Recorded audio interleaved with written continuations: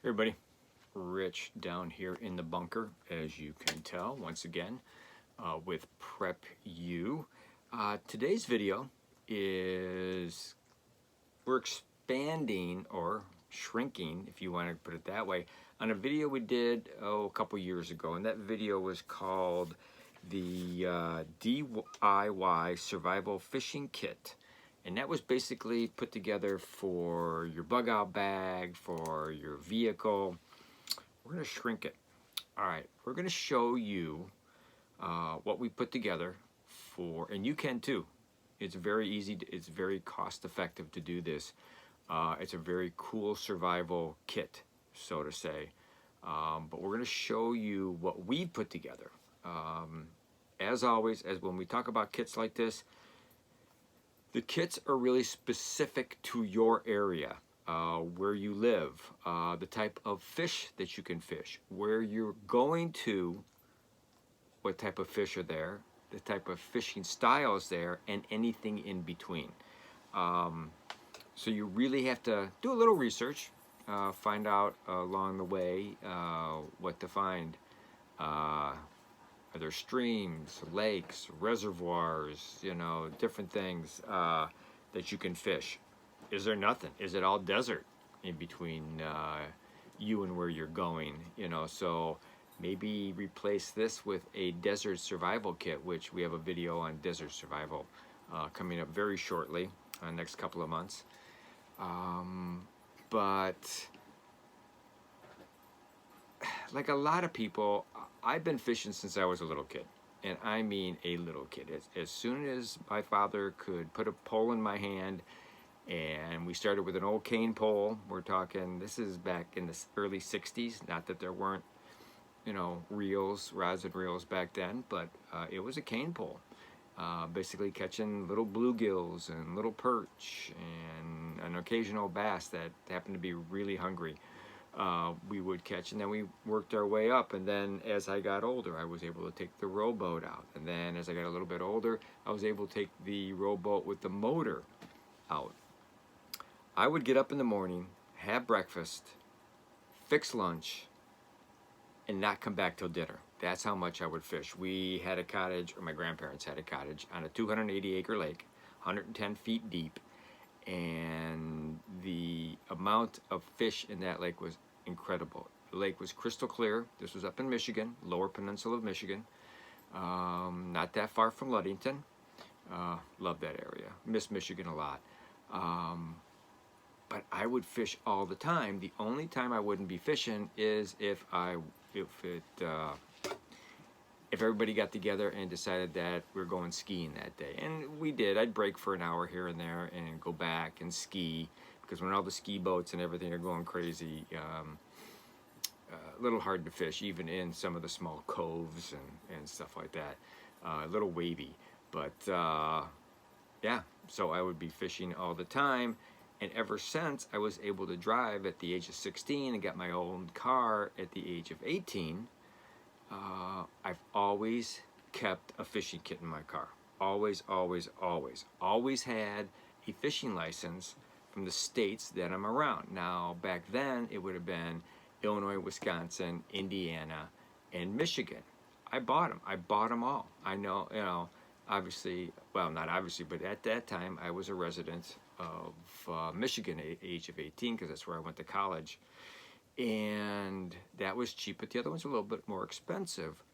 But I figured I never knew where I was going to be in that region, and what if I just happened to see this really cool place to fish, and I wanted to fish legally. And besides, even if I never fished that state, those few dollars, and really isn't a lot, went to help promote fishing, get little kids out of the city, out into the country to fish, stock lakes, stock rivers, and stuff like that. So you're really doing a lot of conservation with the few bucks that you would spend on a fishing license. So if you think at all you're going to go fishing, don't buy the 3-day, 2-week, 1 week.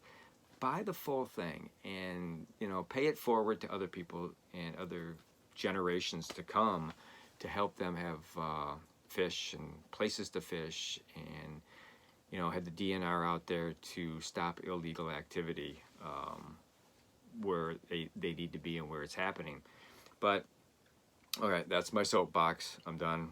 You know, just buy the damn fishing license. All right, even if you only go fishing one day.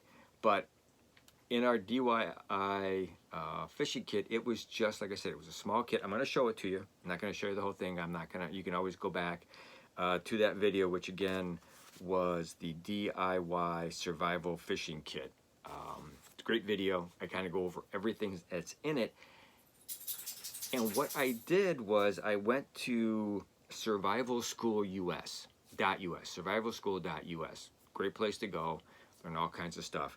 But I basically went off of their list, and their list for a survival fishing kit, okay, is, oh, and if you go to one of our list videos, I'm not sure which one it is, but this list is in that list video.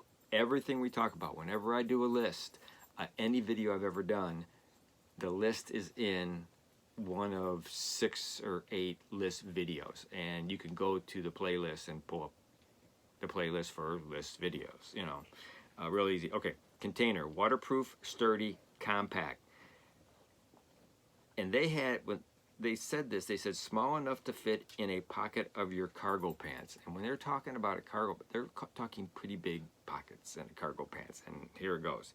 Small Ziploc plastic bags, fishing line, 60 to 100 meters of commercial line, assorted fishing hooks, all different kinds. I suggest the circle hooks. They're real hard for the fish to get off of those. They're really new. Swivels, at least a dozen. Leaders, at least 6. Circle hooks, catch more fish and they're rarely swallowed. Artificial baits, plastic floats or bobbers, split shot sinkers, small hand fishing reel. And what I put in our kit was the yo-yo reels. Look it up. YO-YO reels. You'll love them. They're great. And they can be, you can put them in series too if you've got a deeper area. Packable rods, folding rods. You can get very small rods that you can pack down to about this far. Obviously, that's going to be bigger than you probably want to be carrying around in the pocket of your cargo pants, but it could be in your glove box or wherever. Gill nets, always nice. Now remember, this is survival school, all right? Yo-yo fishing reels, basic knot cards. Always have a basic knot card. I don't care if it's fishing knots, all kinds of knots, and practice those knots, always. A multi-tool and a full tang survival knife. Why full tang? Because it's the full length. You've got your blade, you got your handle. It goes from tip to end of the handle, okay? You may break the nice whatever wooden plastic handle, but you still have a full knife then. It's a lot sturdier. There's all kinds of different, you know, suggestions. You know, you want the full tang survival knife to be 4 to 6 inches in length. High carbon blade, either 1090 AUS-8, 440C or 420HC. Blade thickness should be 0.17 to 0.25.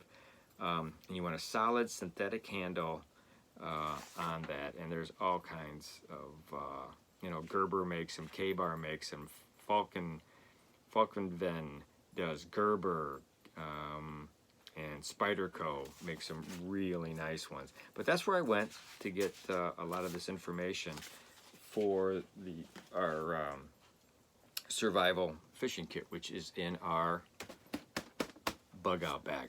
All right, but what we're going to show you is in descending order, literally descending order, some of the stuff. Every fisherman has at least one main fishing box that they use, and it's going to be like when you're on a bigger boat or you're going someplace that you're going to fish multiple fish. Well, yeah, multiple fish, multiple kinds of fish. You're going to have a large tackle box. Okay, everybody's got them. I have one. My dad had 2. My grandfather had 2. I've got buddies of mine that still fish that actually have those for every type of fish that they're going fishing for. I have a real good friend, Scott, that is an amazing fly fisherman. If you ever want to talk fly fishing, Scott is the guy to do it. He goes all over the country, probably all over the world for all I know. His son's in the military. He's a Navy pilot, and probably been wherever he's stationed. He's probably gone there and fished with his wife. So that's really cool. This is what I keep in the car. Nice little fishing kit. It comes in handy. It's got, you know, lures and reels and extra line. It's got two different kinds of. It's got a fly rod. I love fly fishing. Not very good at it. I haven't done it in a long time. This is in my car. This is always in my car with two collapsible poles. All right. One is a rod for spin caster. The other one is a fly rod. Because if I have open area, I'm not cutting through the brush to get down to a river. I like to fly fish in the open. This here is what that video about the DIY survival fishing kit is. This is it. This is actually this is a cigar caddy, believe it or not. But it's hard. It's solid. You can beat the heck out of it. This goes inside my bug out bag. Okay, so it's got a lot of stuff in here that we have, that you would have in a larger one, but just smaller quantities. This is emergency. All right, so that goes right there. Let's see if it doesn't slide out during the video. But what we're talking about today is something that you can put in your glove box. You could put in your go bag. Doesn't have to be the big bag like this. It could be in your toolkit. It's in your truck, in your car. Like I said, it's really small, and it really, if you think about it, covers everything. And when I show you the size of it, you're going to say, Rich, you really got everything you need inside that. Yeah, basically everything you really need. You know, if you get stuck somewhere and you're hungry and you need something. Now, nothing in this kit is going to cook your fish. That's something totally separate that you need to have in your go bag, okay? Or even your everyday carry. In my everyday carry, I've got a fire starting kit. So you're gonna have to think about that also, but there it is. And everybody has a bunch of these laying around. Unfortunately, we have too many of these laying around, but I use these containers for a lot of things. What I don't use them, I recycle them. But gosh, I use these for, coin collections. I use this for emergency fire starter kit, which you can see right there. All right, I'll show that to you someday too when we get back outside and show fire starter kits with some new stoves that I picked up over the winter. But Rich, what exactly is in this and that small little thing that could possibly save my life in a survival situation? Well, through the magic of my camera being able to move down here, I want to show you what's inside this. All right, there we go. So obviously this is set up so the little kids can't get to it because there's hooks and stuff in here. But it's also so it doesn't break open in your glove box. So, all right. So what is in here? Obviously the first thing we want to talk about is we have line. Heavy duty. This is 40-pound test, and I have it butterflied with some wire here that is just basically craft wire, which is really nice to have because I can use that to tie this maybe onto the end of a branch or whatever and secure it even a little bit better with the wire that's there. So you got that right there. Let's make sure it's in the video. All right. Bobbers. Bobbers are great, to keep your bait up off the bottom. So you got a couple bobbers. All right, this is really nice little tool, and it's basically a pair of scissors that you can use. Okay. I also have a multi-tool in my car, which I always have with me. I always carry a knife on me, so that's another thing, but this is just a nice little tool when all else fails. In here is the majority of what you really need. So we have, I'm going to use this cap to put some of this stuff in because it's just kind of thrown in here. Nice little plastic bag. All right, so I have, which is really nice, if you're from Michigan, you've been around Michigan, Minnesota, the Dakotas, or wherever, you fish small streams for brook trout. Little small spinners like this is really nice to have. You could also go with a Mepps Zero. It's nice to have a spinner, great artificial bait, especially if you can't find, you know, worms or crickets or grasshoppers. Here's a little fly. You can throw a little fly in there. Here's something, and everybody goes, Rich, it's a rubber spider. Yeah, I know it's a rubber spider. I have caught more fish on a fly rod with this stupid rubber spider, you can get them in white or iridescent, than any other fly I've ever used. And I know, I apologize, Scott. I know you tie your own flies, and they're specific to the area and the hatch that's going on. But this stupid little spider has caught me more large bass, perch, and bluegill than any other fly. All right, but I'm not a real fly fisherman, so you know, we take that, you know, with a grain of salt. Also, we've got a little hook here with a rubber worm with a fancy tail that kind of spins around. All right, an extra one, a little bit larger. All right. Then I've also got some weighted hooks. Okay, little weighted hooks, which are really nice. You can just hook a night crawler on there, or worm, or cricket, or whatever, and this will get it down if you're fishing in a lake or a faster moving stream that maybe you want to get it down in a hole to bring the fish up. Nice to have. Assortment of hooks. All right, there's 3, you know, so I've got 3, 4, 5, 6, you know, 6 or more hooks, smaller hooks. I have a swivel in here. I thought I had more, but I have a swivel. I'll put more in after this video. Sinkers. All right, split sinkers. Everybody has split sinkers. Put them in there. I have quite a few, basically, because they're nice to have, you know. And that's it. That's everything that's in this kit. And really, this is really all you need for a survival kit. Now, another thing that is nice, you can get rubber worms that are about this long.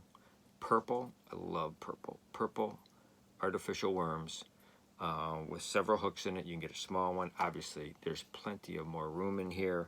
I'm actually going to add more line in here, a couple more of these. It's nice to have multiple lengths of line, because what if I catch something really big and it pulls this line from where I got it tied? Well, now I still have more line.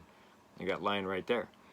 So I'm actually going to make up 2 more of these, and I'm actually going to put a couple more hooks in it. I'm going to find a purple worm. I haven't been able to find a purple worm, but I'm going to small purple worm. I'm going to put it in here, and that's it, because you can use this to, you know. Oh, and also you're going to, in here, you want to have some fisherman knot tying directions in here. Okay, nothing fancy, just a copy of maybe a bigger one that you have to use, you know. So that's it. I mean, that is your survival fishing kit, and that can basically be put anywhere, you know, if you think about it. You know, you can put it in your glove box, you can put it in a toolbox, you can carry it with you if you're going hiking, throw it in your backpack if you're going hiking. Do have, you know, if you're going hiking, do have a fishing license for that area. Please, I implore you to do that. Do it legally. But you know what? If it's a survival situation and you have to eat or die, then definitely I don't think anybody's gonna, you know, send you to jail for that. Along with this, in your glove box, you need some type of water purification thing, be it a life straw or tablets or something. Or in your trunk, you'll have to have, and also have some cans of water, not plastic, cans of water, or foil packs of water. That's still really important to have that in your car. And I like the Life Straw along with this stuff. So because you're fishing, you can take a drink right out of the stream, out of the lake, or whatever. And you're still going to be safe. You're going to keep hydrated all the time. If you're going with other people, everybody gets their own Life Straw for a variety of reasons. So that's it. That is your survival fishing kit for your car, for your backpack, briefcase, wherever. And you add to it what you need to add to it. You take away what you don't need in your kit. Think about what types of fish are available in your area, what type of lures or baits that they like, and go from there. So thanks for watching. Appreciate it. Hopefully you never have to use this, just like you never have to want to use the fire department or the EMS system. So hopefully you never have to use it. But hey, you know, you could always, even when it's not a survival situation, break this out, try it out, check it out, see how it works. You should always try stuff that you're going to use in an emergency situation, including your firearm. All right, so that is it. We thank you from the bottoms to the tops of our heart for watching us. Our viewership is mounting. Our subscribers are getting more and more. Thank you, new subscribers. Thank you, old subscribers. You know, thank you for hanging in there. But like we always do say, please pass this on to people that you think would use this video, find it useful or interesting, and have them subscribe if they're not subscribers. Have your kids, your wives, your significant other, your husband, your dog, have everybody subscribe. We love it. But please remember, always be aware of your surroundings. Always have 72 hours of food and water available to bug out or evacuate. Have 3 to 6 months per person of food, water, medicine to shelter in place, because that's most likely what's going to happen. And please, prep like your life depends on it. Not only prep for you, your family, but prep for your pets. And if you don't know how to prep for your pets, we have 2 videos about prepping for your pets. Check it out. Thanks a lot. We appreciate it. Take care. Bye.